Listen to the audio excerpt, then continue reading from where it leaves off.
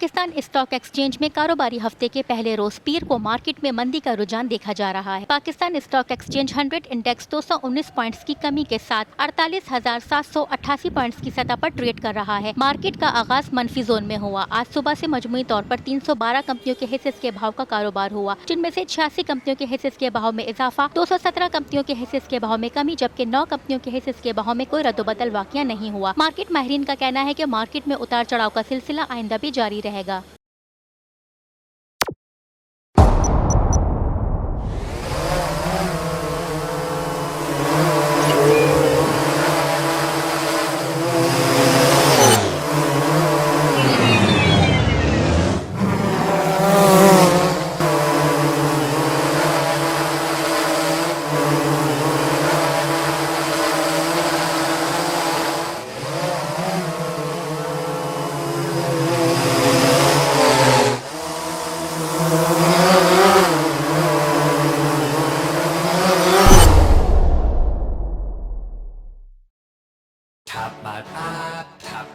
Live PSL matches دیکھیے HD میں tapmat.com پر اور download the app. To order our TV boxes call 021 351 55511